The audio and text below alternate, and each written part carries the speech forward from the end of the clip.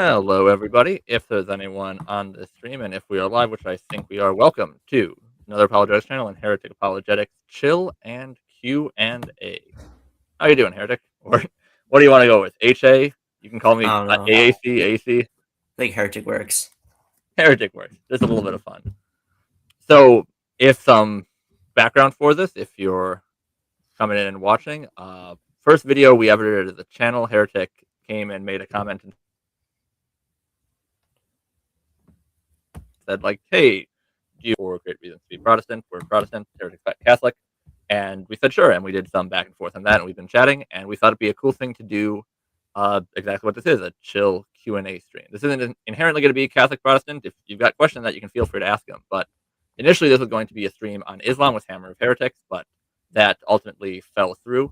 But if you are in the chat and you have questions, feel free to throw them out there. Otherwise, we're going to be chilling. So I put it, my sister and I do this channel, has a little list of some possible questions, mostly Islam related, if we want to stay on that. But if you, Heretic, have, well, yeah, you go ahead and give tell us what you got to say. We're obviously doing this very off the cuff. It was a last second change, but the floor is yours. Well, I was wondering how you make your videos because you're able to make them really quickly, a lot quicker than I am. So I was wondering how you do that. So some of this has been that we have a little bit of a backlog. So we started the channel in the beginning of October, and then we didn't post our first video until October 31st, Reformation Day. But we were kind of like filming and constructing them in the meantime. It's not particularly organized, so to speak, but we got a little bit in ahead. We had sort of a month of run-up time before we started going. It is a little bit of an impromptu process, but part of it is that we have less technical stuff on our side. Like, you have a lot of images in your videos, and I think they probably look a little bit cleaner than that. And ours is a talking head video, so there's the two different types. Means that there's somewhat less processing. We usually have more processing on our shorts, but it's a little bit perhaps less polished as a result of that. But it is also that we are a two-person team, myself and my sister. I'm usually the one talking. We have a couple, we call them Sibsats, a podcast style thing where my sister's on as well. But we are essentially running with two people, so that's a nice little bonus to have a second person. We're helping to edit and write and such like that. She does almost all of the visual stuff. So our thumbnails, which look much better than my commentary looks, are all her. So that's definitely been a big part of it. Just different styles and also the advantage of the second person. Sorry, the live stream didn't actually stream to my channel yet. I'm trying to figure how to make it work. Oh yeah, no problem. I might have set this. Sorry, I might have set the stream to like go to a webcam, not to the streaming service. So I gotta make a new thingy real quick. Gotcha. Shouldn't take too long. In the meantime, it looks like we have 3 people watching, which is 3 more than I almost expected. So welcome. If you're watching, if you're in the chat, as far as I'm aware, you can chat and we'll show up here and you can ask questions or you can say things, nice things, mean things, whatever you want to say. But we're still rolling into it, getting started, going some of the technical stuff. If it's not a distraction while you're working on that, the way that you make your videos, Oh, sorry. Talk about it a little bit over email in Canva for that. Is there anything you want to talk about with that? So the way I make my videos, originally I recorded it on my phone in my closet, and I had a script. I wrote a piece of paper by pencil because I like writing rather than typing. So I just read it out, and then I just in little clips, like 30-second clips, and I uploaded it to Canva, and then I just edited it over, add subtitles, some auto captions, and some images. Then I uploaded it to YouTube, that type of stuff. Nice. And you were saying earlier, and we can go as far into this or as little into this as you want, that your channel initially did some other content and then you changed over to being an apologetics channel. So what was that like? I know you were on YouTube before me, but how far back did that go? If you want to talk about it, we don't have to go there. I think it was 2021. I had a Lego channel. Actually, I was running to Legos at one point. I just like made reviews, made my own like mocks and stuff like that. I actually made a Lego gun at one point. It was really crazy. It actually started working. Fun. It was like rubber bands. Dude, that's neat. Like, engineering has always been something. Anything physical with your hand, I have no tactile abilities, but I've always desired to. Like, I like cars. I just don't know how to use them or anything like that. But something like Legos, or like especially engineering them. Actually, just for the heck of it, I have this is not Lego. This is one of the knockoff brands, but just 'cause it's conveniently near me. This is literally just from the instructions, but a Lego item, visual appeal on screen. Got little cut out pieces of paper for the sales. That was Menard special buy, and that was pretty fun. I kit bashed it as far as it goes, which is beyond my ability, but a little bit of fun. But so you changed going over to being an apologetics channel. What's your, and I can talk about mine as well. What's your faith journey been like? Have you always been, were you raised Christian? Have you really followed that since a young age? Did you have a conversion experience? Have you always been in the Catholic Church? Have you been somewhere else? So I was raised Christian Catholic, and I practiced it a little bit, but after like third grade, I didn't really practice it much. And then freshman year, there's a certain deacon I saw at my school, and he just like made the faith come alive to me. I saw the Shroud of Turin on a what's it called?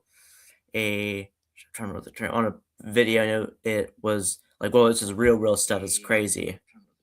And so I just Mhm. started practicing again, reading the Bible, all that stuff, and here I am, Nice. That that was freshman high school, college, or high school. okay, nice. Yeah, I was blessed to have parents that raised me in the faith, grew up like that, gave my life to Christ at a young age, was baptized when I was, I think, 9 years old. I am, to be clear, a Baptist, so wasn't baptized as an infant, and I have a less interesting testimony than most. But like, I think a lot of people, not that I ever gave up the faith, but going around time of college, I'm post college, things I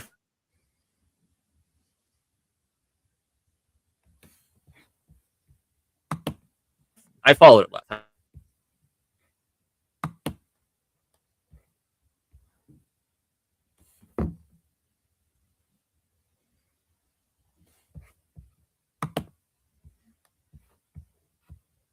You there?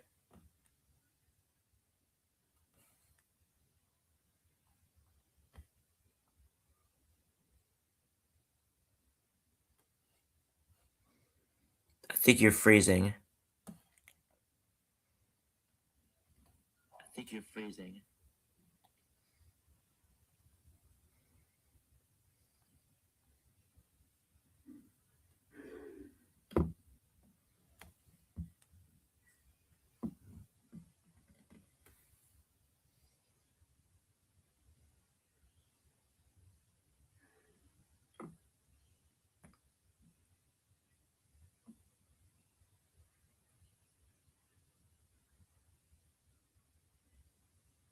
Oh, that's strange.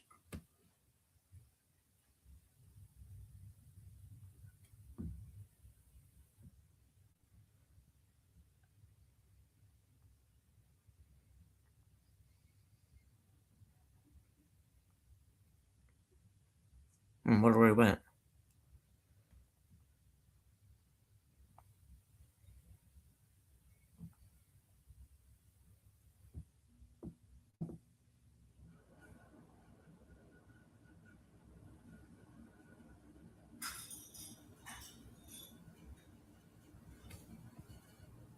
That's very strange. Wonder where he went. I don't know what to do in the meantime.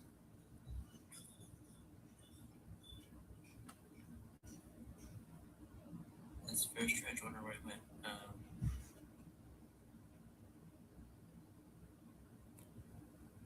Well, if you got any questions, put them in the live chat and I might answer them. He comes back.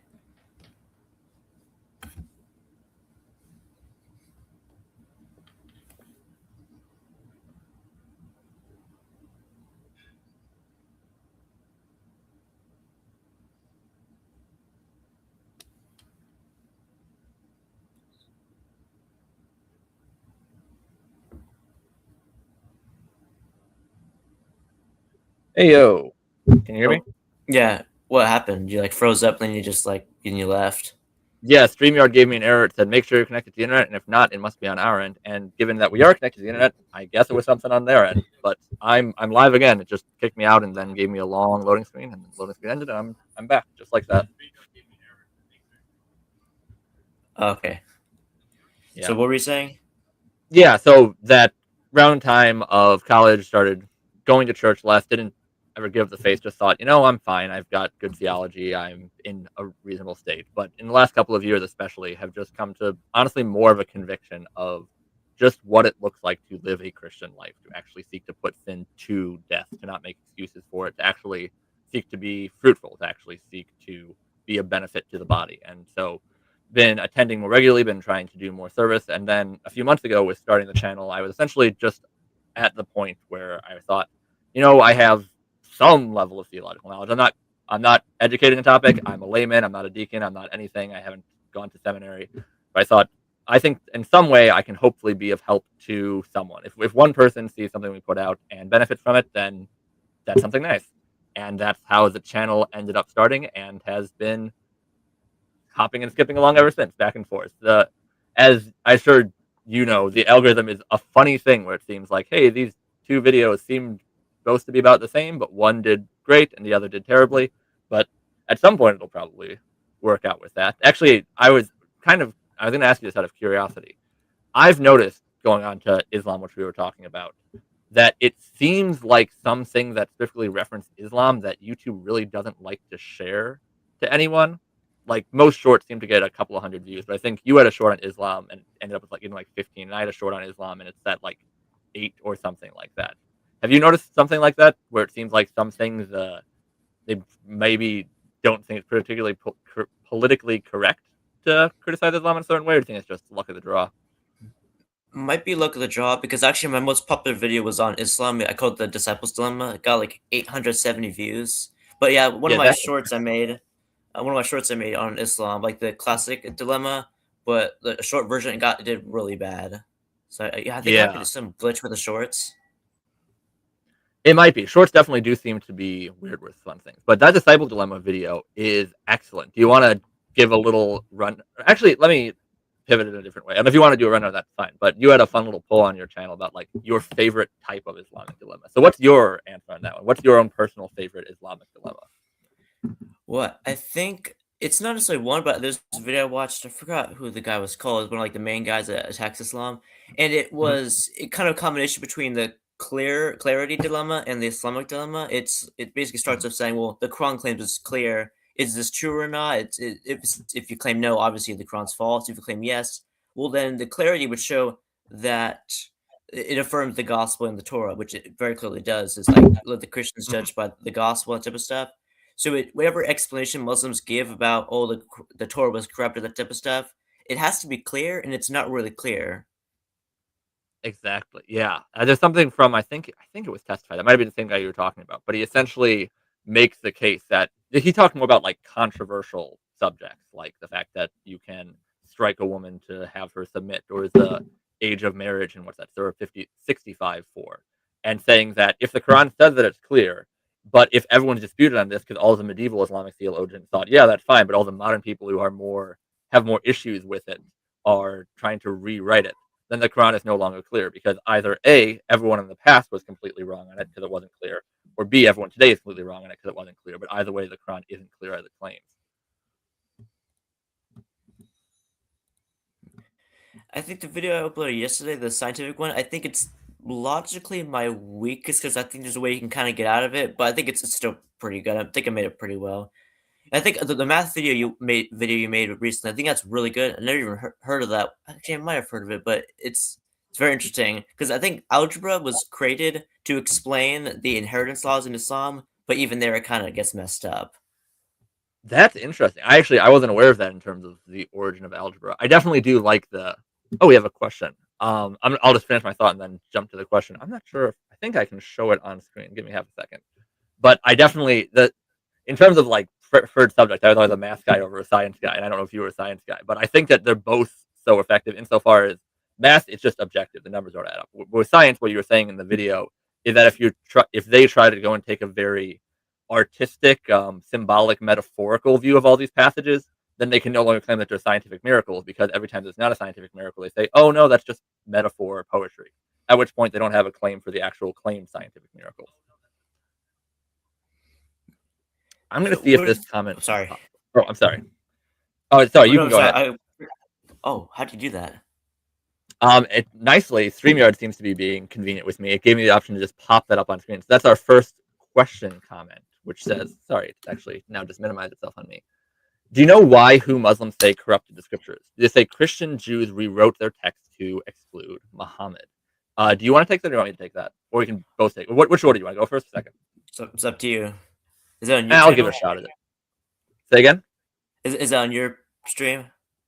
Oh, yes, it is on my stream. Actually, if there's any questions that come up on your stream, I'm not sure if you can put them on, but feel free to read them off or something like that. Or I guess if you can comment their question, I'm not sure that works. If you have any questions on your stream, this is the first one we've gotten on this side of things, and we can definitely go over those as well because I can't see your stream currently. I can only see my end.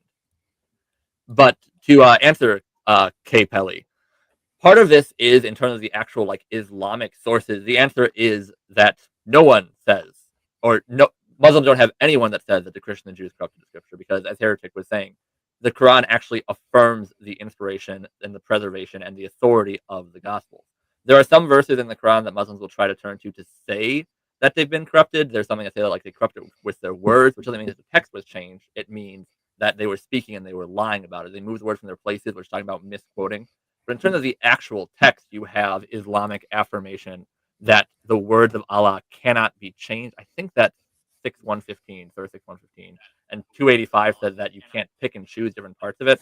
So in terms of their actual founding sources, they have to affirm the Torah and the Gospel, and that's the foundation of the Islamic dilemma. In terms of who they say changed it after, I think the big one they go off of, and you may know this better than I, Heretic, is they just really hate Paul.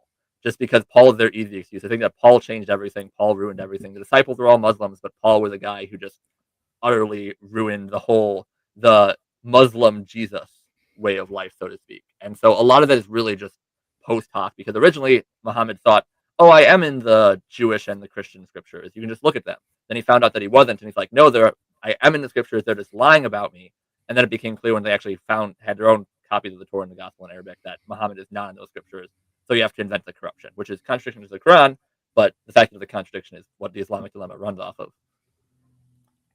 I think it's so central to the Quran because it pops up so many areas. It's like, oh, it keeps saying chapter for chapter that God inspired the Torah, inspired the gospel. It's like not an issue they can easily run away from. Yeah, it's true. They do try and go after Paul. They try and call Christianity Paulism. It's so strange with the names. But I think I can't verify this, but I heard that there was some Islamic source that actually speaks to Paul saying he actually was a good guy or something like that. But I'm not sure. It doesn't catch up historically. It doesn't make sense with early Muslim interpretation sometimes. Yeah. I'm actually not sure. To the next question, do they have a motive why Paul would change the scriptures? I guess they just thought he was a bad guy. I really be interested in anything they say that say he's a good guy. This is an area where I don't know. I don't know what Muslims say. I don't know what Muslim sources say about Paul. Rather, I know that modern Muslims hate him because they say, "Oh, he didn't even know Jesus," which isn't correct. There's the road to Damascus and all. But beyond practicality of like we have to say that Paul is evil in order to defend our religion, I don't think they have a specific like motive for the crimes of Paul of rewriting the Gospels and the Torah. Actually, I'm not even sure they say Paul rewrote the Torah or they say that just later Jews did, but it is all like just to see that we're doing post hoc. Like they're making it up on the fly because they can't turn to their actual scriptures because their scriptures are from our scriptures. So they need to come up with reasons not to actually speak about them.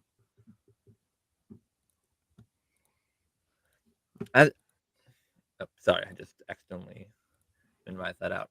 I was gonna say on the topic of Islam. So you've done videos. Essentially, you've done stuff about atheism. You've done stuff about Islam. You've done stuff about Protestantism. And I don't think I've done. We have a Pascal's wager video that we need to finish editing. But Islam is the one area of crossover. And is that something for you personally that you've got into recently? Like recently, you've come to the idea. Like before, you didn't really think much about Islam, but now you're like something happened to make you start bringing it up, or you always thought, no, Islam's a false religion. I should speak about it more. Like, what's your mental history with Islam? Have you always felt about the same about it as you have presently, or is that a new development? I haven't really ever considered Islam. I always thought it was kind of a little strange. But I think it was about a year ago when I started learning more about apologetics in Islam, and I think it's really not a well supported religion. There's tons of contradictions. Mhm. It's just doesn't work out well. And even the even early Muslim sources, they have some really questionable things. Like the verses we talk about with like child marriage, the early Muslim sources affirm that's about child marriage. Oh yeah. It kind of backs up our position on against their own religion. Yeah, I was gonna say, and personally, beyond this is probably a less academic reason to go against Islam, but I, like you, just didn't really think about Islam much, and eventually just found people on the internet making commentary about Islam, and the more I learned about Islam, the more, like you say, ridiculous it seems. It doesn't stand up on its own 2 feet. I think that some of the critiques of atheism at least attempt to have more grounding than that. Because I think that atheism at a foundational level is honestly kind of ridiculous. I think the argument from origin from the first cause is such a powerful argument that the atheist explanation of the universe, nothing in no place at no time for no reason created everything, then everything exploded, and that's why existence existed, is pretty silly. Like you can go first mover arguments all the way back to Aristotle. I think the basic existence of God is so clear, but some things atheists bring up, like the problem of evil, like those are pointed critiques. Like there's something that you need to address there. But with Islam, just because they're so foundationally off, because they have a prophet who thought he was in the Bible and the Torah and he wasn't, and they ended up having to spread their religion primarily through force of arms because it wasn't to have actual like convincing, staying theological power. It's just that it's so interesting that it continues by inertia instead of theological power because it continues in places where there are Islamic conquests, but that's in large part because once they were conquered, they imposed dhimmi status on everyone there, and eventually Islam becomes easier, less so true, if that made sense. I actually have as this is a question. Have you heard of the catchphrase? I can't remember who was said it, but the quote unquote avalanche of apostasy. I've heard about that. I'm not sure if it's true or not, but there is definitely, I think, some people that are leaving Islam because with the internet, it's a lot easier to see these verses that go that are really strange. Like one verse is that the stars are missiles that God uses to stone demons. It's really strange.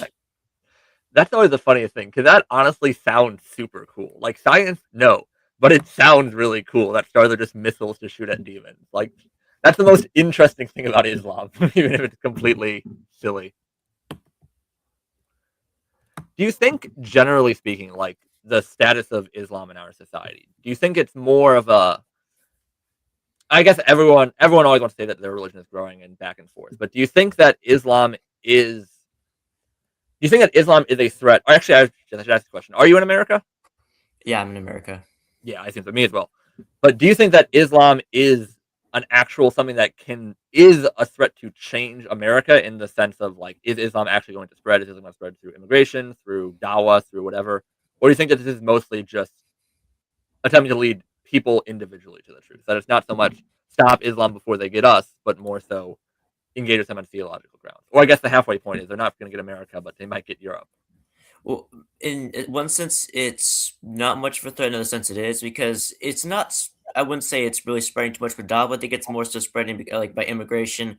In that Muslims have a pretty high birth rate, which is I think one of the reasons that Christianity spread so quickly early on is because in contrast to like pagans who would often just like kill their babies, Mhm. Christians had more children, and that it kind of spread a lot. That's how it spread a lot faster. Yeah.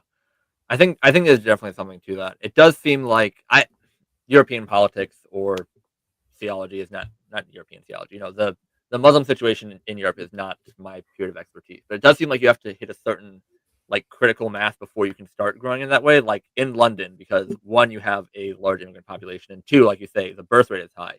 You actually get like a steady growing situation. But in America, the level of immigration to kick off the birth rate mattering would have to be so high that because like if the population goes from 2% to 4%, it's not a big deal. But if you're in London, it goes from 20% to 30%. That's a much bigger deal. So I do think it is probably mostly immigration and birth rate. And then the question is, at what point does that reach a level at which it builds on itself, or will it continue building on itself? Actually, I guess that's another question. Like, do you think that Islam is going to will Islam go the way of nominal Christianity insofar as you see like people who are cradle Catholics, like they're raised in Catholic but they don't actually do with it, or a lot of mainline Protestantism where like, oh, we're religious, but in both situations they're not really committed to the faith. Is Islam going to be able to grow enough by its birth rate that it can avoid becoming nominal Islam, cradle Islam, mainline Islam? Do you think that Islam is actually going to be able to stand up to that, or do you think that modernization is going to, like you said with the internet, just kind of bring it down in the same way that a lot of Christians in the U.S. have apostatized, not into like heresy, but into just I don't care about religion that much. I'm not sure. On the one hand, like a lot of online Muslims are very militant and stuff like that, but oftentimes Yeah. in person they're not so much. So I'm Mhm. not fully sure actually. Yeah. I have a couple just other random questions. I think, but I don't want to dominate this and act like I'm asking all the questions. Is there anything that you wanted to ask? Or any topics that you thought would be interesting to talk about? Chill Q&A, whatever you like. I really like your abortion videos. They're actually really cool. How do you like do research for videos like that? I honestly, so before so like in the last couple of years, I started to like dig back in and like I need to walk in my face. Before that, I was in that category where kind of badly you almost make politics into a religion.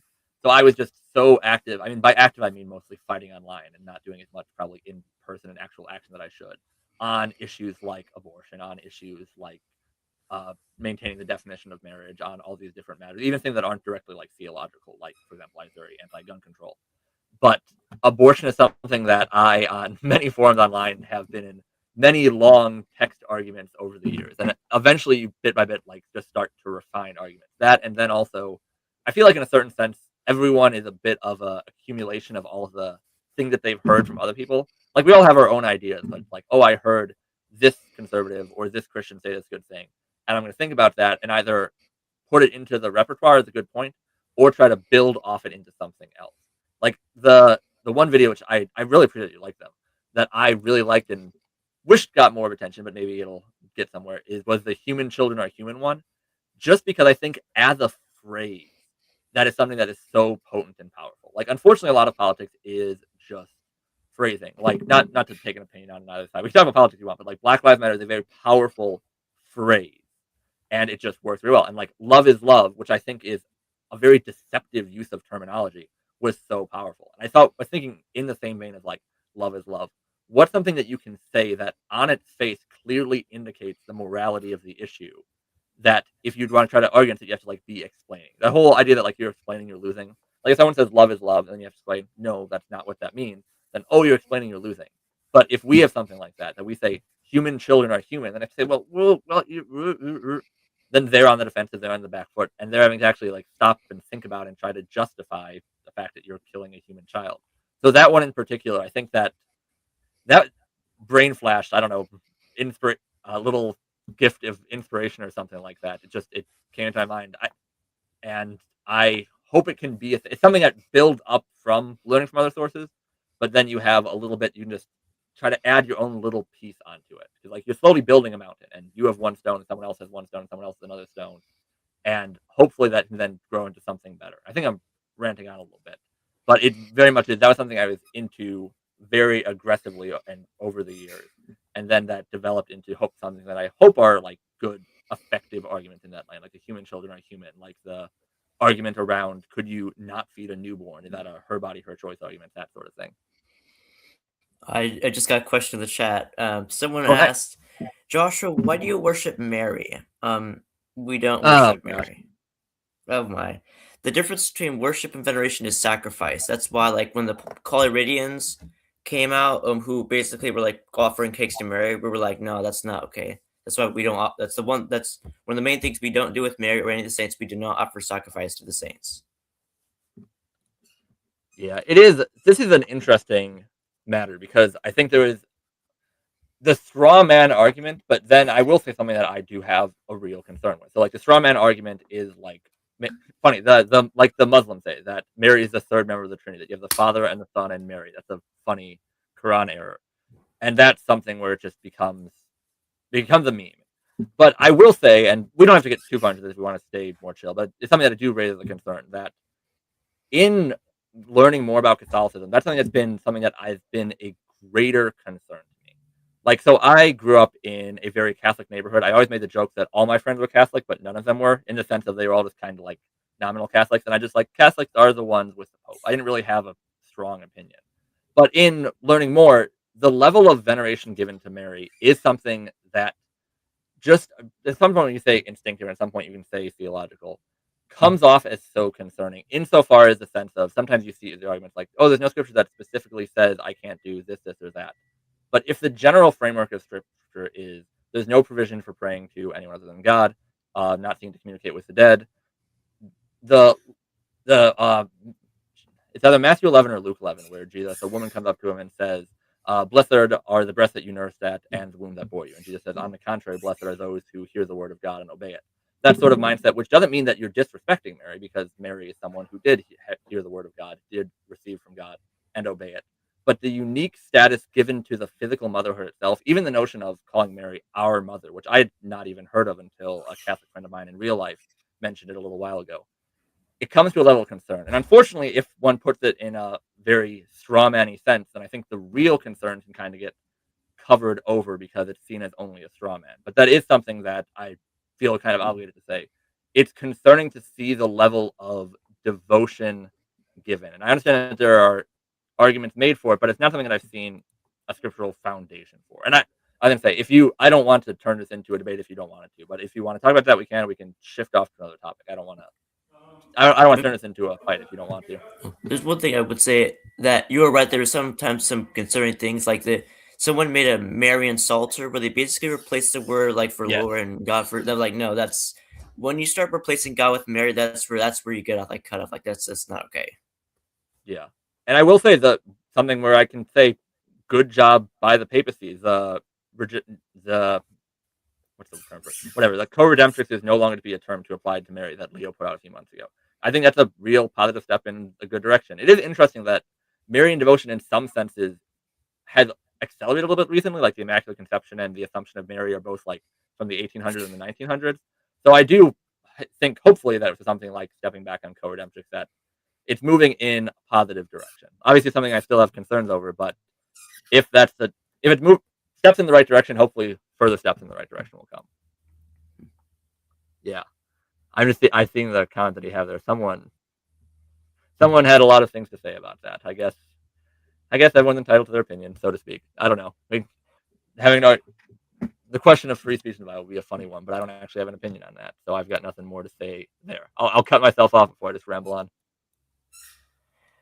Kind of related. Have you read some of the church fathers? Like I have a whole document I made. I might make a video on it where I just like document all our research. I call it Super Weapon. It's kind of funny. It's like Nice. all in one.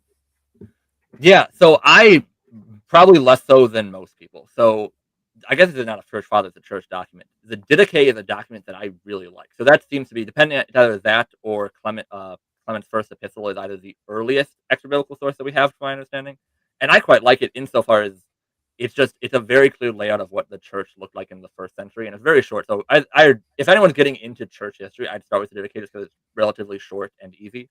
But in terms of actually like getting open the books and reading through the church fathers, I'll fully admit that I haven't done it to the level I should. I've read some of Clement. I've read a little bit of Augustine. I've read John Chrysostom. I was introduced to recently, and a lot of his homilies are really nice and are quite enjoyable to read.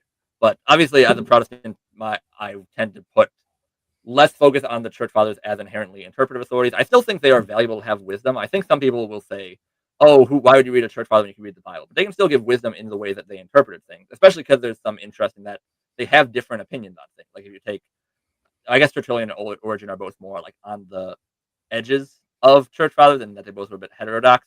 But it's interesting to read them, and they lived in practically the same time. I think Tertullian's a little bit earlier, but the level of differences that they can have, even coming from the same sources, which is quite interesting.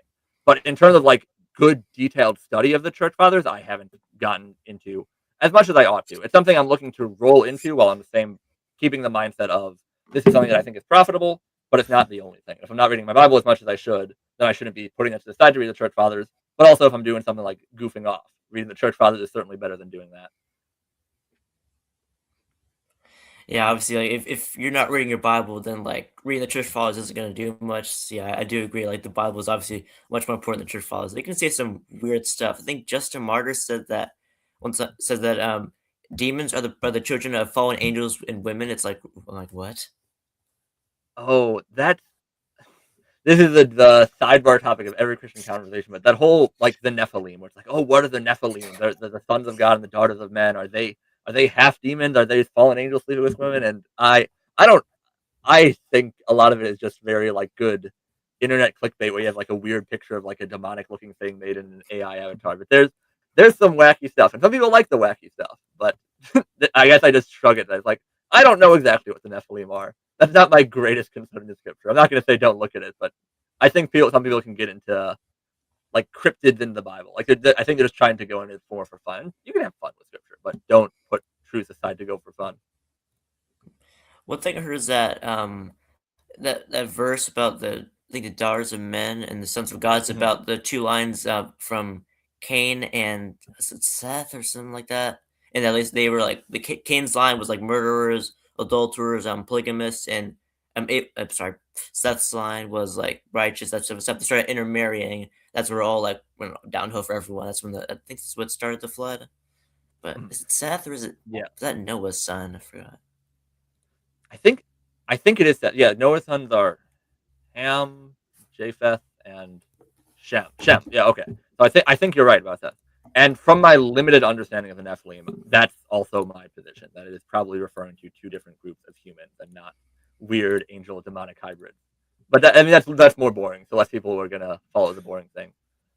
On Church Father, I know. So well, I didn't say I know. I'm pretty sure. I know your profile image is Augustine. Is he a particular favorite of yours, or like what have you read in the Church Father? You're talking about your super weapon. So for Augustine, not to make a big deal, but it's actually pronounced Augustine, actually. Uh, But I that read that that's my error. come on, I read his Confessions, then I read City of God. They're both really good books. Yeah, like The, City of the God whole is City of God's a long one. That's it's dedication. I'm impressed massive. by It's like that. 1,000 pages. A Oh lot of it's man. just like going over what pagans believe, and then it like just refutes them all. They got some stuff Mhm. about the Stoics, but it's interesting. I think it's a pretty good read.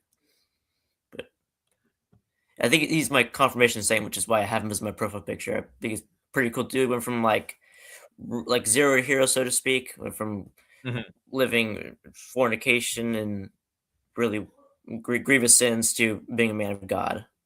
Yeah, the interesting transition from like Manichaeism, and then even the way that he changes over the course of his life. Augustine, no one can say that Augustine isn't fascinating, even if they disagree with him. And I disagree with Augustine on a number of things, unsurprisingly. But you can't say he's not fascinating. It's a funny thing. Just this is with confirmation saints. This is a little bit of a silly story. But growing up, like I said, I grew up in a very Catholic neighborhood. My main thought on Catholicism was envy, which is a funny little thing because I was a silly little kid. But because and I think it's a universal practice. You can correct me on this. But when you have your first communion, that you get. I know that's separate from confirmation, but your first communion, you get donations from like everyone in the church, and you get like a nice little bit of money. And so all my friends were like getting like hundreds of dollars at their first communion. I'm a Baptist, and we don't get anything at our first communion besides the communion. So that was always funny, just as a kid. I'm like, hey, how come you guys get all that? I actually don't remember that. It's been a while since my first communion. Yeah, I can't tell you if it was universal or not. I know it was the case around here, which is the limits of what I have with that. This is a I'll shoot a spitball out there because I don't actually know entirely my thoughts. So I'm Protestant, you're Catholic. Do you have any thoughts on the what seems to be the rise of internet Eastern Orthodoxy? I don't know how much that's actually like in real life. More people are converting to Orthodoxy, but certainly on the internet, it's become a big thing. It's interesting. I have a certain fascination with face English fascination with like Eastern iconography, that stuff like that. But yeah, I haven't really experienced it too much because I those discords I'm on, I don't really talk about that Mhm. stuff. But yeah, it's really cool. I heard I'm not sure if it's gonna happen, but maybe that Catholicism might unite more with Eastern Orthodoxy in the future. Where it's like it's not like they're gonna absorb Eastern Orthodox, but it's like they like they keep their own traditions, that type of stuff, but just in community with Rome. I think it's hopeful that could be pretty cool. Mhm. Yeah, I'm while not an expert on that, I'm aware of like the Eastern Rite Catholics, and the theology is technically Catholic, but like the style and the liturgy and stuff is more Orthodox. That's sort of bit of a blending. There's just one denomination that I'm not sure many people have heard of. It's called Oriental Orthodox. They're Yeah. Orthodox, but they split off after Chalcedon, which is in the 400s. They think that Christ had one nature, human and divine. So it's not their Christology is not technically heresy, but it's a little fringe and pretty similar to Orthodox in that regard. They're I've heard a lot of Eastern Orthodox online like saying like the rosary's bad because you shouldn't be thinking of stuff while praying. But Oriental Orthodox guy I know, he's totally fine with the rosary, which is interesting. It's like they're in some areas they're farther apart, some areas they're closer than Eastern Orthodox. Mhm. Yeah, that's one of the interesting things, just insofar as the complexity of Christology. Because, and you can correct me if I'm wrong. My general understanding is that the Oriental Orthodox are more Miaphysite, as in like there needs to be one nature, and then the Assyrian Church of the East is Nestorian, like a very aggressive separation of the natures. And we're both Protestant and Catholics are Chalcedonian, which is the one person with two natures, the human and divine nature, and just it's the sort of thing that it's nerd theology in a certain sense, like the exact nature of the homoousius versus the homoiousius, and I guess that's Arianism. That's a separate topic. But even just coming aware, like for most of my life, Eastern Orthodox, like Eastern Orthodox, they're the ones that aren't Catholic. They're just over there, but it's not just Eastern. Like I said, it's Eastern Orthodox, Oriental Orthodox, it's Syrian Church of the East. There's probably some other that I'm not even thinking of, but it's an interesting point of church history because all of them claim to be apostolic in a certain sense. They all have their little cutoff, like, oh, this council is where the church went wrong. No, this council is where the church went wrong. It's just there's a great deal of fascination there, I think.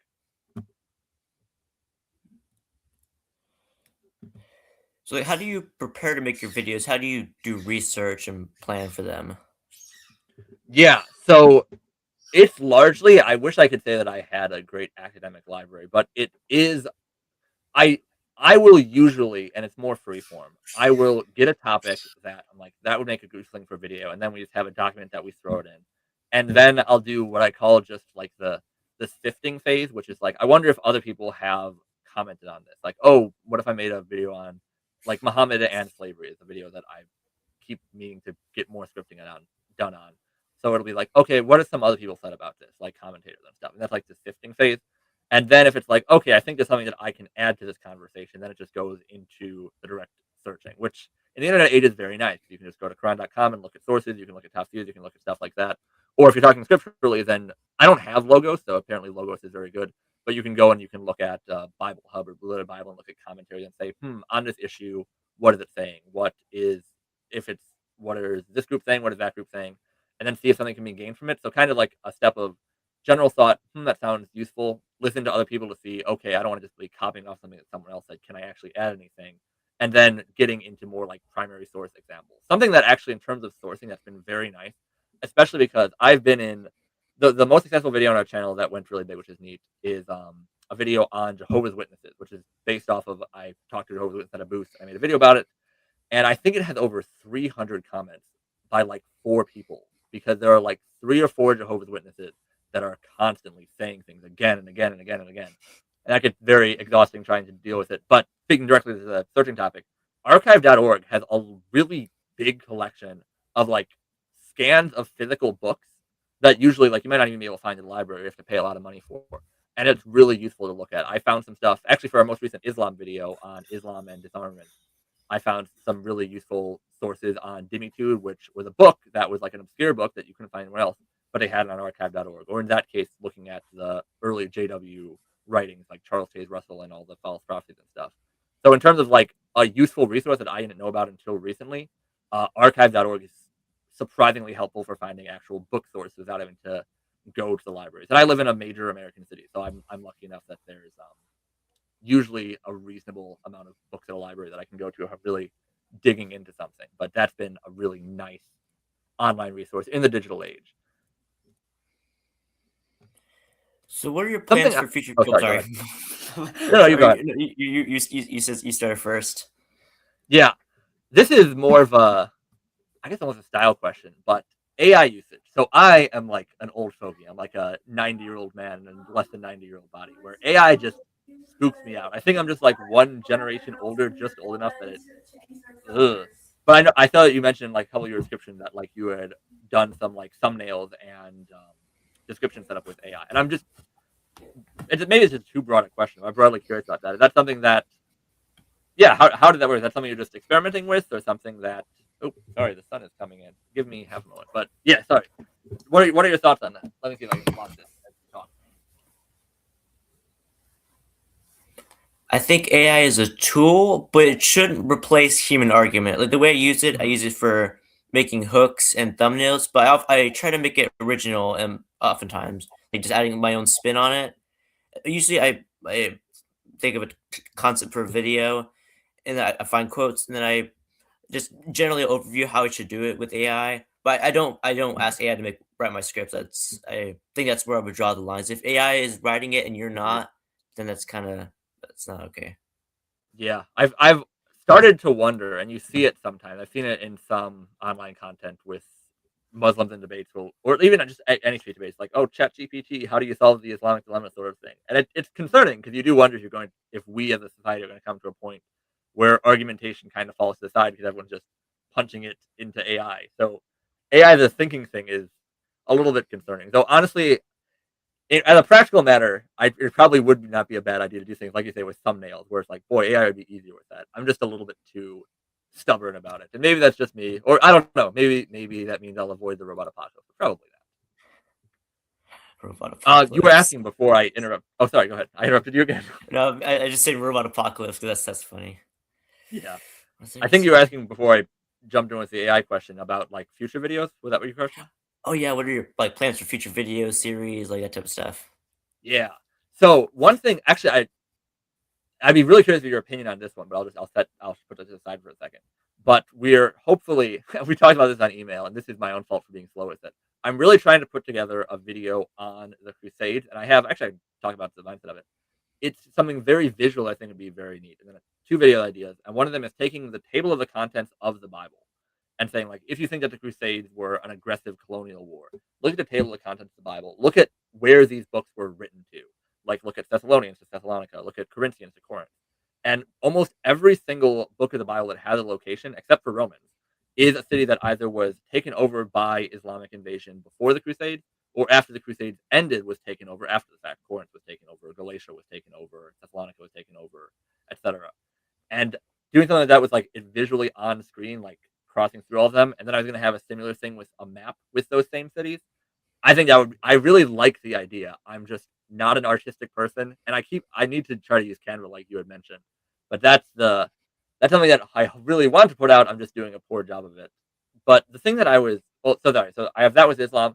I do have a couple of videos on Catholicism talking about transubstantiation, and I cannot remember what the second one was, but the transubstantiation one is complete. But something that I'd be interested, and we can talk about that one if you want to too. That I'd be interested in your opinion on because I don't actually know where Catholicism falls. Do you know much about continuationism versus charismatic versus cessationist, like on the tongues and the gifts of the spirit and such? I know that there's a group of I know there's a subset of charismatic Catholics. I think that's more of a subset, right?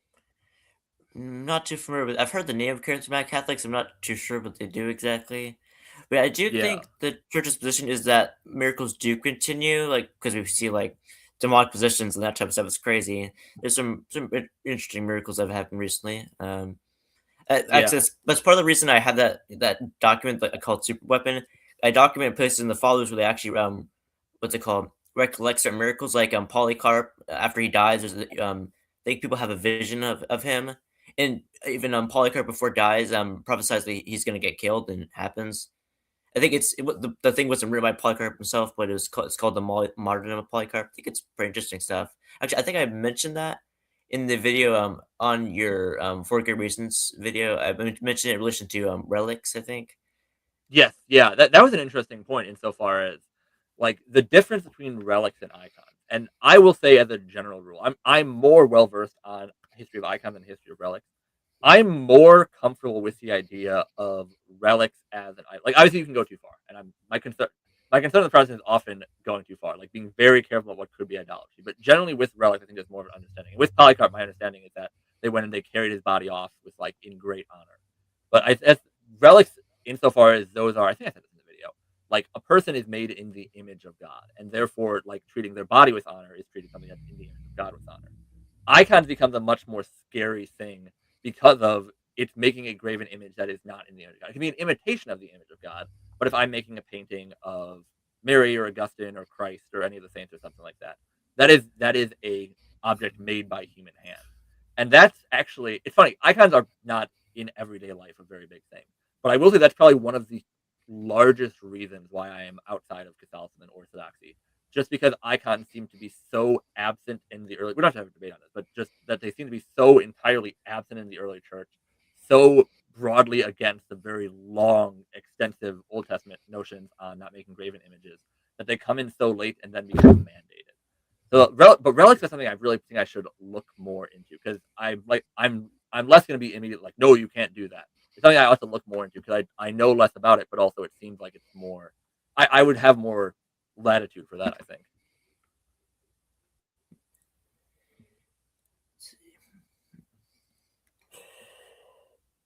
Yeah, I think. Sorry, it flipped out for a second. With continuation of them, something that's hopefully the next video we're going to put up. Actually, I'll go off to the side. I'm thought to pinging around. But it does seem like there's a big movement. I think this is mostly among Protestants that I disagree with. That is cessationist, which just says there's no tongues. Like God Himself can do a miracle, but like there's no prophecy and such like that.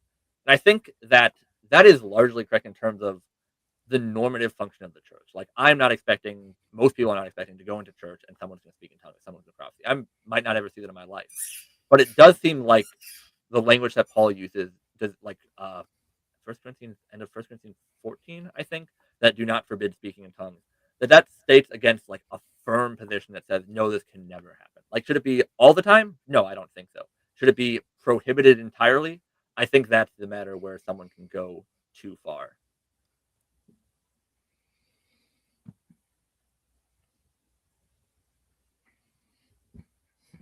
Oh, sorry, did we lose the connection? Oh no, I'm just thinking of something to say. Actually, I Sorry. really Actually, like. I guess I'll throw up one more thought. Have you seen? We only have two of them, so there's not. Have you seen either of the Sibsat videos we put out? The ones where it's my sister and I in a thumbnail. No, I haven't seen those. Okay, that's something. It's interesting. We were wondering if that's of interest to people, but we're in terms of what we're putting up next to the channel. We have some more less serious content. So we have, and they're filmed. I just need to edit them. A meme review of Catholic memes, atheist memes, and Protestant memes, where my sister and I just go and we sit and we look at memes and we just kind of say random things about them. And some of it is theological because there's a meme on something and then you say, "Oh, is that true? Is that not true?" But that's something that we've been playing with. And the first couple, there's a couple people watch them, not a huge number of people watch them because it's different. It's like an hour. It's like a podcast style thing. But the last couple of videos on the channel haven't caught the algorithm, so who knows if that's doing well or not. So might just be trying to put those out and see if anyone likes them. And so if you're the 7 people watching the stream, if you're seen on the channel and you like those, let us know if you like those. And if not, let us know if you don't like them because we're not quite sure about them. But almost all of our videos have been in the mold of just normal, like speaking about something, me in the chair speaking about something. Those are a little bit more silly. And I'm never quite sure when a little silly is too silly, but I think there's still theology to them. So in terms of things we're putting out, continuationism, transubstantiation, Islam, and then those are I'm probably, if I can actually stop and edit them and stop being lazy about it, we'll see if anything happens with those. Just to finish answering the question. I think for my future videos, I uploaded a video yesterday about what I call the scientific dilemma. I'm uploading a short soon on that. I think the coming week. Then I've got a series about the Eucharist, which I think is pretty cool. I have like I had tons of church father quotes saved up in my document I made. I just like milked that for content. I made videos really quickly, like record one Sunday, record another Monday, and then next week record one Sunday. It just went really quickly. I'm like, I want to see what you think of this. Maybe we can discuss that one future point. But I think yeah. Sure, that'd be interesting. I mean, that's convenient timing because Eucharist transubstantiation. We have a video on that. You have videos on that. That's the matter where, well, we don't have to get too far into it now. But I think I am someone, so as a Baptist, had a position that I fully acknowledge that it's not the most common in church history, which is the memorial view. But I'm open to the spiritual presence view. But I think the transubstantiation view is something where it doesn't seem to flow from. I mean, it'll be in the video. It doesn't seem to flow from the proof text used for it, so to speak. And I'll leave it there because we don't need to go too far off the topic unless you want to. So, what do you think is the best argument against Islam?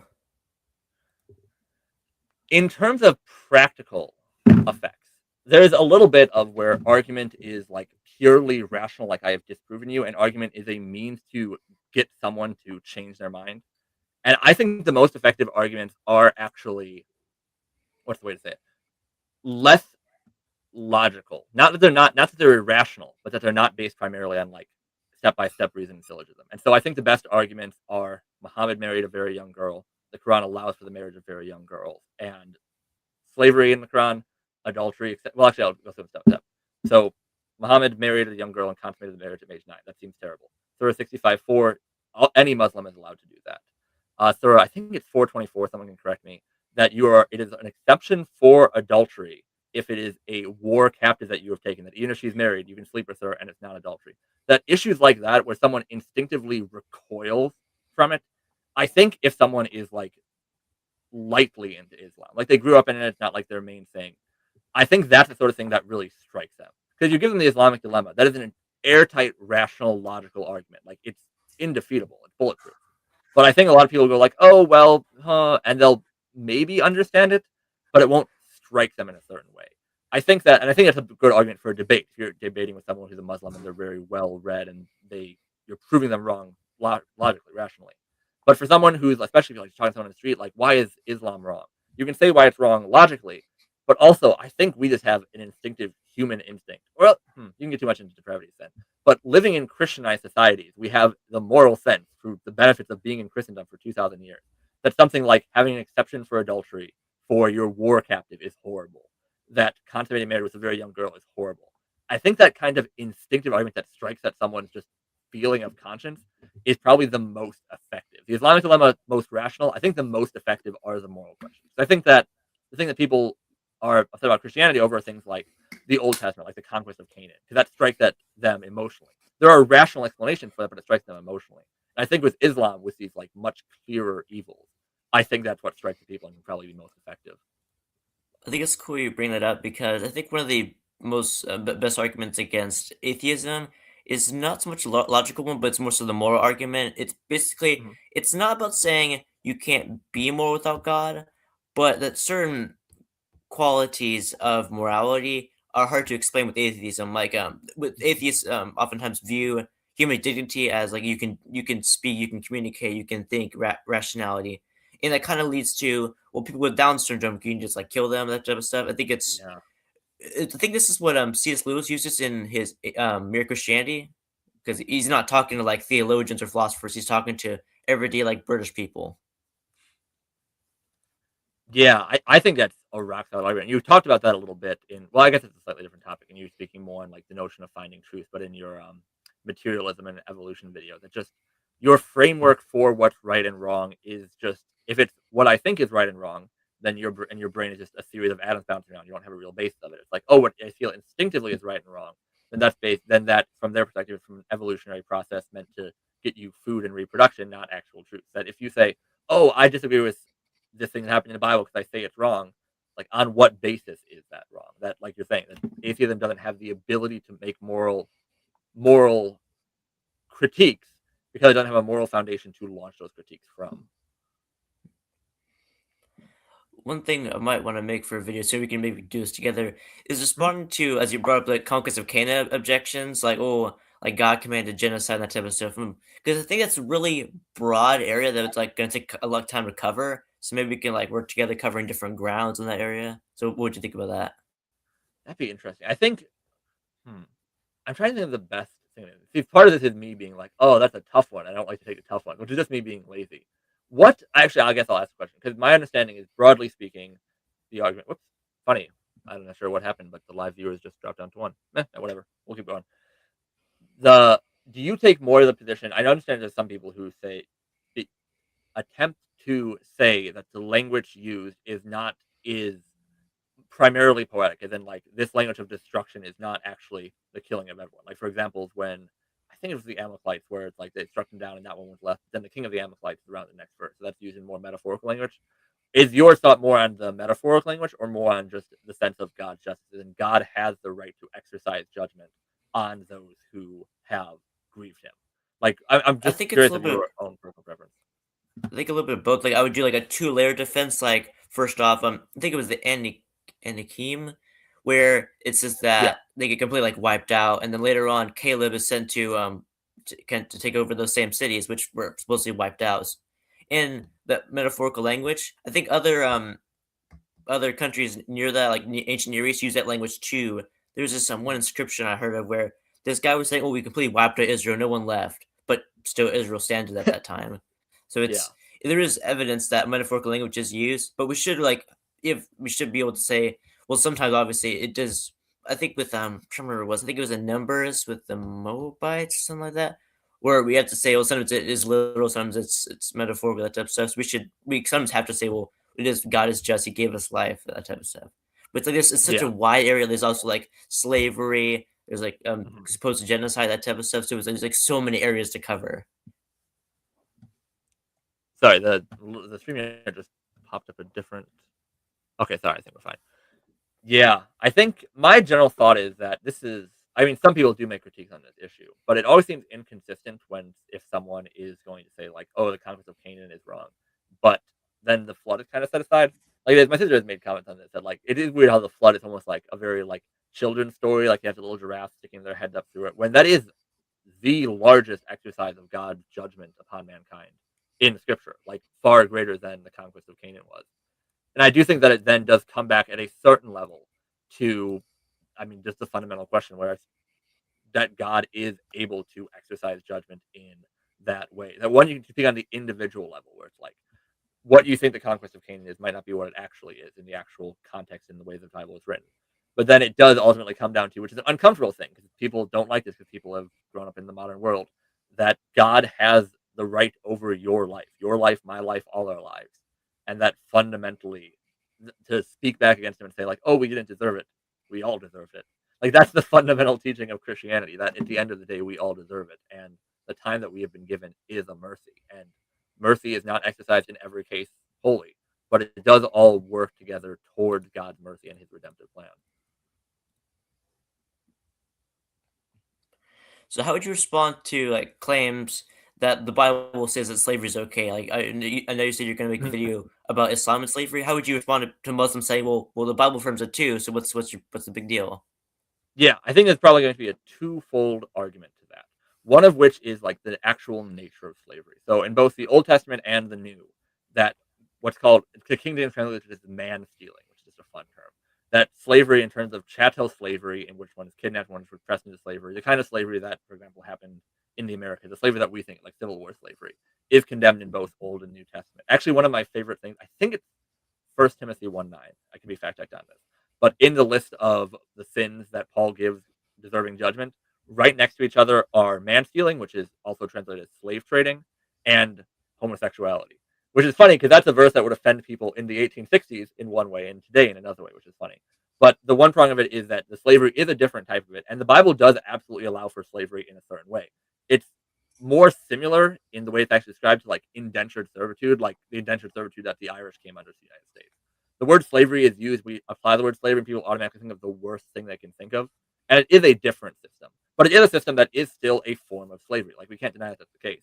But I think that then one can speak. I think it's in Matthew 19 to that the law in some form was given in a way according to the hardness of men's hearts, where Jesus says that Moses allowed you to give a certificate of divorce, but this was given an allowance for the hardness of men's hearts.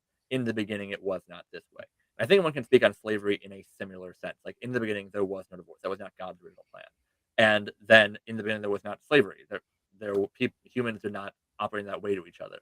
But according to the hardness of men's hearts, certain allowances were made in the law for things that were not God's ideal. And then I think this is almost indisputable from history, that the New Testament gave the foundation of man as made in God's image that led to the abolition of slavery. Like Gregory of Nyssa is the first like real anti-slavery active emancipationist that you see, and he's in the 300s. He's an early Christian theologian. The William Wilberforce leading the opposition to slavery. So I think that if someone tries to pretend that slavery didn't happen, I mean, you can pretend that it didn't happen, but it's not the type that people are thinking of, and it's given in a way that is an allowance for the hardness of men's hearts. And Christianity is then the one that comes and takes it away. That event leads to the abolition of slavery across the world. That if you're going to make that as an attack against Christianity, that's an attack against every system because slavery is a worldwide practice. But Christianity is the one that abolished it. So even if one is going to try to make a moral argument there, the moral argument should be stronger in favor of the idea that Christianity abolished it. And then, of course, you also have to ask them questions like, "Oh, on what ground is that immoral?" But I think that slavery it's uncomfortable because we instinctively think, "Oh, slavery bad," and we think it's the worst form of it. But both in type and the actual end of it, I think speak to Christianity. I think speak positive to Christianity. Another argument people try to use against the Bible is like a reverse one, something that they say was condemned in the Bible, but it's permissible now, like interest and usury. They say, oh, well, Mhm. it's condemned in the Old Testament, so it's like, it's why are we using it now? Like, what do you think about that? That's fascinating. I was just looking at that a few months ago, where we as a society changed so dramatically for the point where like interest in any form is unacceptable to this. We all just kind of had shrug and said, "Okay, that's fine." I think part of it is, and I'm not well bred enough to say this definitively, so this is based on my understanding, that the way in which usury was designed in terms of like the catechism is it's an understanding of usury that is uncertain from the specific, primarily Old Testament prohibitions. I'm not sure there's a New Testament prohibition about it. I mean, interest is spoken of in the New Testament because the parable of the talents said he could have given with the bank and gotten interest. So I I do was think just about that to one say could that. funny, I was nice, just great minds think alike. I do think that, and I'm not even condemning the Catholic Church here. I think this is probably a good thing that they did.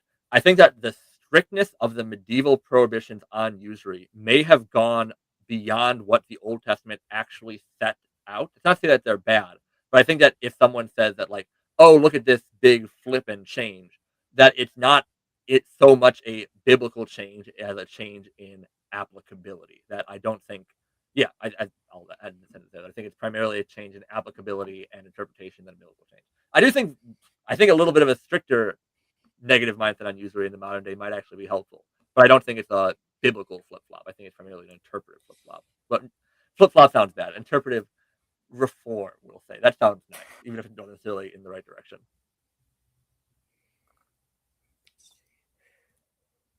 Something I was curious about, um, speaking to your most recent video on atheism, just out of curiosity, do you put yourself in a? Because I think you in the video were speaking of like naturalistic evolution in their framework. Do you personally take a like a theistic evolution viewpoint or a creationistic viewpoint, or just out of curiosity? I'm more so creationist because it just seems more fitting. Like, you can believe in evolution, I just lean more towards just creationism. Seems more straightforward. Yeah, no, I completely agree. I That's something that this is.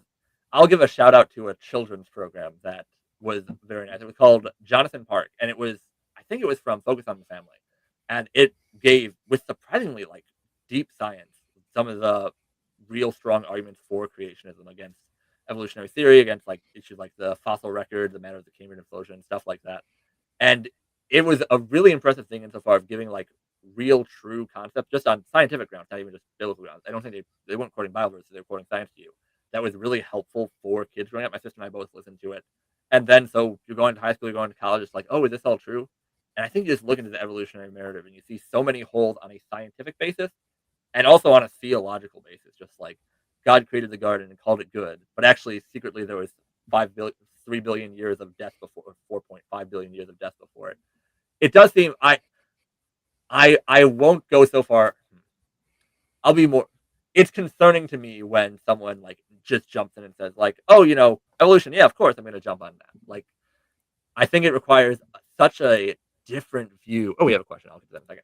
Such a different view of Genesis that I have really severe concern for the way that person is looking at Scripture. Because at a certain point, I mean, we all do this in a way that if I want to read Scripture to fit what I already want to be true, you can twist Scripture to say a lot of things, but that's not the right mindset to take the Scripture. We have, I think it would probably fit more to you. It's a question about Catholicism. It says, oops, sorry, just minimize it again. Are Catholics allowed to have a diversity of opinion on creation, or has the Vatican made that decision for them already via decree? I think I know the answer to this, but you can go ahead. You probably have a better Like, sense of the Catholic teaching on it. Catholics can believe in evolution or creationism, but with evolution, it's you can't say that the soul evolved. It's like the body evolved, and you still have to affirm that we have like two first parents and that they both committed the first sin. So Mhm. you can't just say, oh, there was like tons of different like apes or something like that. It's more so that like the soul can't evolve. It's God gave the breath of life, and that became our soul, and the sin of of our first parents, Adam and Eve, came to us all. I think that's the most important thing to emphasize with evolution. It's not so much, oh, you have to say creationism or you have to say evolution. It's just, do we affirm that we have two first parents and that they committed sin and that has come down to all of us in the consequences. Yeah, essentially holding to the theology as primary. science is secondary. That if I make the joke, and this is a little bit silly, but that form of theistic evolution is kind of like stapling a soul to a monkey. That like evolution happened, and then it's like, hey, you know what? There's Adam. Staple a soul to him. But yeah, I mean, I obviously been plenty of mainline Protestants also believe in evolution. I think opening the door is troublesome, but one must hold the ground on the theology, and I think the science can interfere with that insofar as if the science is being put above your theology, you're going to lead to problems, and hence that's why it comes to creationist perspective. But at the very least, you got to hold the ground in the theology. That's fundamental. I think you hold the ground in the theology by holding ground in the science, but I won't go on too long of a spiel about that. Won't get us too far off the topic. Do you have a question? Not to get So, into a debate or anything. Oh, sorry. yeah, Sorry. You no, answered the question. Wait, oh, there was a the question. Oh, person had a sorry. follow up question. Did you see it? Oh wait, here. Yeah. How can this work? So, I think this person is just saying the same sort of thing that like humans evolved and then God gave a soul to two cavemen named Adam and Eve. I think it just is the idea that Adam and Eve were chosen in some sense, and it's not particularly specified how it was. But sorry, you were asking you were saying something. Not to get into a debate, what do you think about calling Mary Mother of God? Because I know I think that's the one doctrine that a lot of Protestants like closetly believed in sometimes. So, Mhm. what do you think of that? I'm really interested in this. So this is something where another thing I keep meaning to make a video on and not doing. I think the term, like the original Greek term, Theotokos, I think that is a better term than Mother of God insofar as that is usually translated as God bearer. I think that Mother of God, my general mindset on it is essentially that I'm not going to say it's inherently unacceptable. I think the fruit of it is troublesome and problematic. Insofar as God bearer makes clear that Jesus is God and that Mary carried him in her womb. But because mother has different meanings to it, you can be the mother of adopted child, or you can be a mother as in you have created this being. And when you say mother, not you specifically, but like when the term mother of God is used, I think it can give an impression that leads to things like, for example, Islam thinks that Mary is part of the Trinity. I think some of that comes from when you hear mother of God being said, you get a different idea of like, does that mean that Mary is the mother of divinity? And she's not. And a person can explain that. But I think that if a term is being used that requires theological explanation so people don't get misled by it, I think that's ultimately troublesome, especially when another term is available. That I think that I would strongly recommend against the usage of the term Mother of God, because at least you're speaking to just a random person. Because people can get the wrong idea, and you can use another term like God bearer that gives the exact same emphasis to the divinity of Jesus, but without causing a certain level of confusion to Mary. Like you would call Joseph Father of God because he's the adoptive father, but that's silly and no one does it. I think God bearer is a much more useful title insofar that it prevents leading to some, like in South America, that certain level where you get to, or even a psaltery of Mary. You can get to a certain level where Mary is venerated to an extreme degree, an excessive degree. Like you and I probably have different bars for that, but we both agree that the bar is somewhere. I think Mother of God is something that can push more people over the top of that bar into improper veneration. And so I think God bearer is a more historic and more useful and less possibly troublesome title, in my opinion. I can see where you're coming from. For me personally, like Godbearer sounds really like cool. Like, oh, the final boss of like some video game, Godbearer. It just sounds so It does cool. sound like that. There are. I was going to say this. This is something that Catholicism has had a bit of a video game feel to it to me in some ways, especially when I was a kid and I didn't know much about it, which in some ways is cool, in some ways is questionable. It's like choose your patron saint, like receive this indulgent side quest, like do 6 Hail Marys to receive plenary indulgence. Or something. Obviously, I'm using the term loosely, but there are the little fun thing that I thought as a kid, mostly hearing about Catholicism from my friends who were like semi-Catholic. Like, hey, that sounds like a video game. It actually sounds like a fun video game, but it's not like a video game.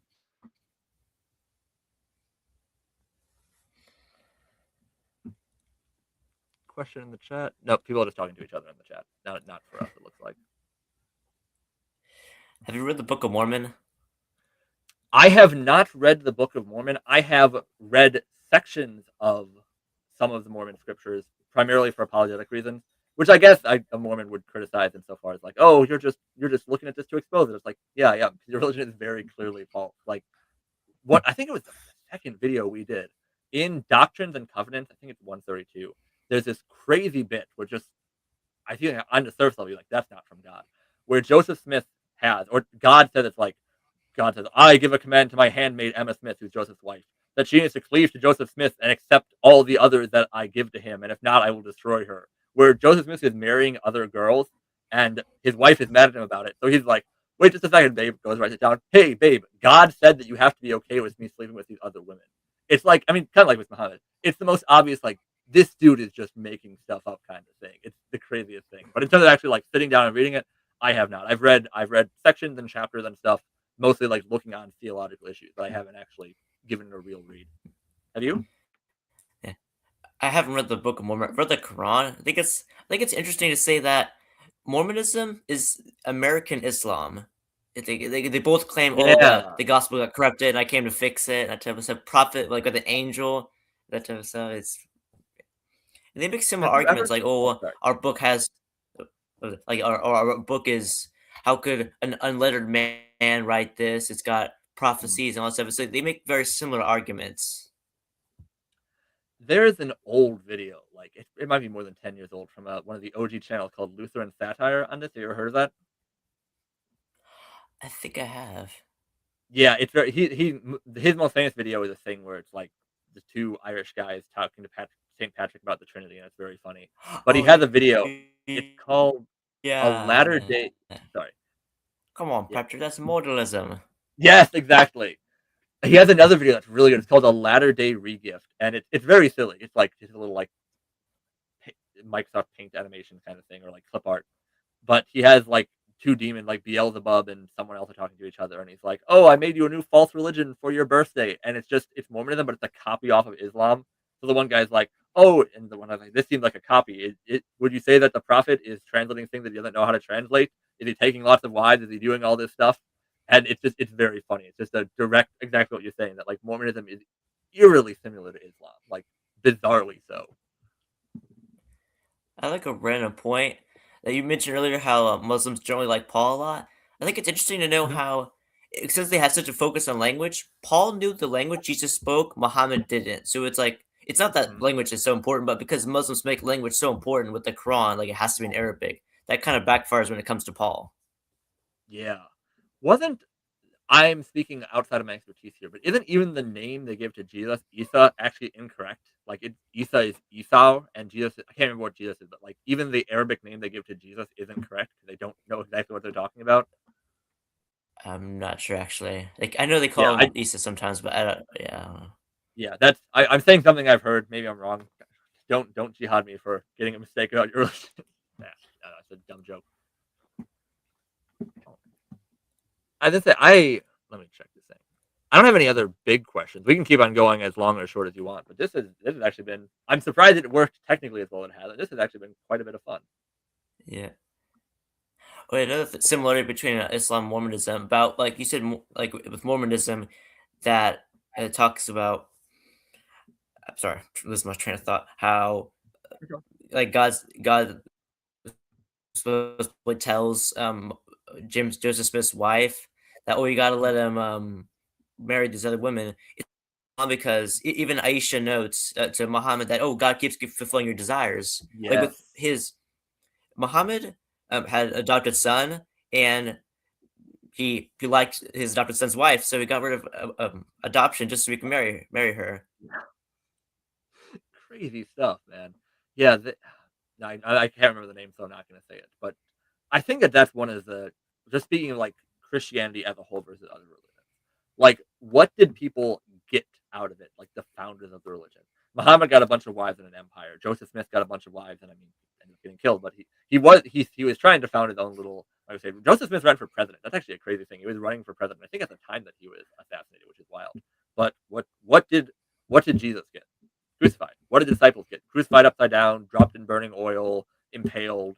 Just in terms of like, it's not in itself an entire proof for the religion, but on a base level, if someone's like, "Oh, Christianity just created to control people," the people who created Christianity, so to speak, obviously it's from God, but like the disciples, the immediate followers of Jesus, suffered horribly for it. Like if they were doing this to like get rich and powerful, they failed utterly. Like the fact that Christianity was of no benefit to its originators, except in the way that matters most, eternal reward. There was no earthly benefit speaks to me as a very strong evidence that this is not just an earthly man-made religion.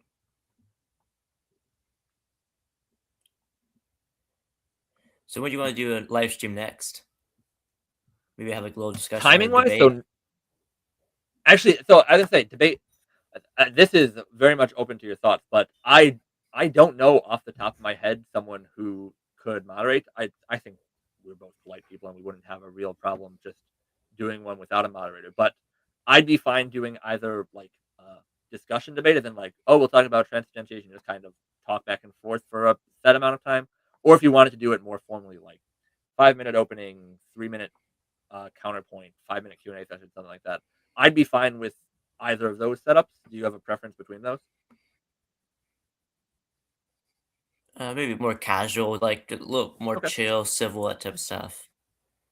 Yeah, I'm down for that. Would you? I know you mentioned that you're doing something on transubstantiation. Would you want to do it on that topic, or I'm basically any topic I'm open for. I mean, there's some things I know less about, and there's some things I know more about, but I'm open to just about any topic. Yeah, I think transubstantiation would be a good topic. Nice. That. So I guess this is a. So in terms of scheduling, the next couple of weekends, I maybe we could find an afternoon. We'll probably talk with Ian about scheduling, but in terms of relative timing, would you prefer to have we each have the videos that we have up and then debate about them, or debate about them and then put those videos up? What if we have the videos up and then debate? Okay, I'm fine with that.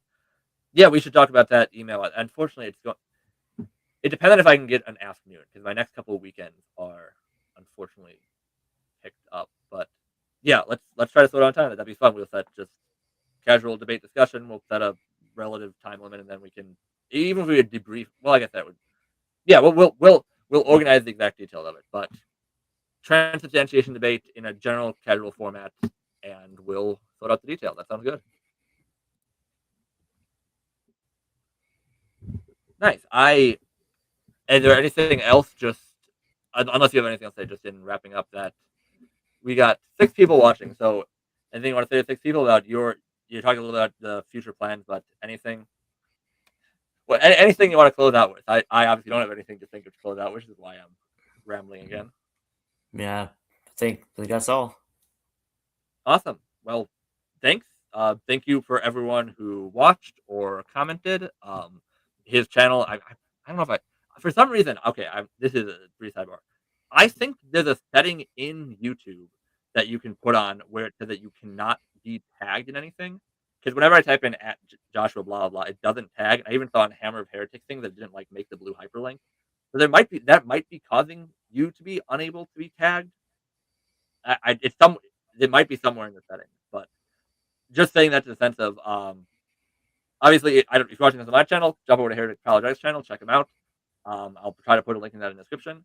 But yeah, this was fun. This was neat, and we'll have another one. So leave comments if you're watching this after the fact. If you are interested in that debate on transubstantiation, if you're interested in other things, if you've got other thoughts, let us know what you think. We don't know what to do if we don't know your opinion unless you share them with it. So feel free to share them with it. Check out his channel. Check out our channel. We've both got lots of fun stuff, and we disagree on some things, and so you can take a look at both of them and see where it stresses out. See what you think follows the truth. So thank you all. Anything else? Nope, I think that's it. Well, bye. Alrighty. God bless. See y'all. See ya.